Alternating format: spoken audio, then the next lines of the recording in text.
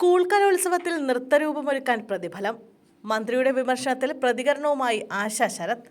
സംസ്ഥാന സ്കൂൾ കലോത്സവത്തിന്റെ അവതരണ ഗാനത്തിനൊപ്പമുള്ള നൃത്തം ചിട്ടപ്പെടുത്താൻ നടി പ്രതിഫലം ചോദിച്ചതിനെ വിദ്യാഭ്യാസ മന്ത്രി വിമർശിച്ചതിൽ പ്രതികരണവുമായി നടിയും നർത്തകിയുമായ ആശാ ശരത്. കഴിഞ്ഞ വർഷത്തെ സംസ്ഥാന സ്കൂൾ കലോത്സവത്തിൽ നൃത്തരൂപമൊരുക്കാൻ പ്രതിഫലമൊന്നും കൈപ്പറ്റിയിട്ടില്ലെന്ന് ആശാ ശരത് പറഞ്ഞു. കഴിഞ്ഞ വർഷം ഞാനായിരുന്നു കുട്ടികളെ പഠിപ്പിച്ചത്.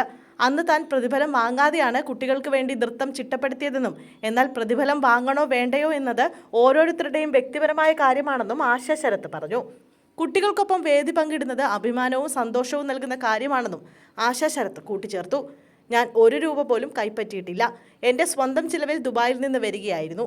കുട്ടികൾക്കൊപ്പം നൃത്തം ചെയ്യുന്നതിൽ തനിക്ക് അഭിമാനവും സന്തോഷവുമുണ്ട്. കലോത്സവം എന്നാൽ ഓരോ ആർട്ടിസ്റ്റിനും സ്വപ്നവേദിയാണ്. അവിടെ നിന്നപ്പോൾ എൻ്റെ മനസ്സിൽ സന്തോഷം നിറയുകയായിരുന്നു. പുതുതലമുറയോടൊപ്പം ജോലി ചെയ്യുക എന്നത് മനസ്സിന് നിറവ് നൽകുന്ന ഒരു അനുഭവമായിരുന്നു. ഞാൻ പ്രതിഫലം ചോദിച്ചു എന്ന് ആരെങ്കിലും ചിന്തിക്കുന്നതിന് തന്നെ കാരണം എന്തെന്ന് എനിക്കറിയില്ല. ഞാനത് സന്തോഷവും അഭിമാനവുമായി കാണുകയായിരുന്നു.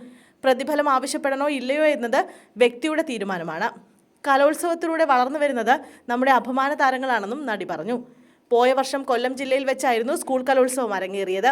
ഇവിടെ നടി ആശാ ശരത് അവതരിപ്പിച്ച നൃത്തപരിപാടി ഏറെ ശ്രദ്ധ പിടിച്ചുപറ്റുകയും ചെയ്തു. കുട്ടികൾക്കൊപ്പമാണ് ആശാ ശരത് നൃത്തം ചെയ്തത്. ദുബായിൽ നിന്നും കേരളത്തിലെത്തി നൃത്തം അവതരിപ്പിക്കുകയായിരുന്നു ആശ. വിവാദത്തിന്റെ പശ്ചാത്തലത്തിൽ ആശാ ശരത് നടത്തിയ പ്രതികരണവും വൈറലായി മാറുകയാണ്. ഒരു വലിയ നൃത്തസംഘത്തിനൊപ്പമാണ് അന്ന് ആശാ ശരത് നൃത്തം ചെയ്തത്.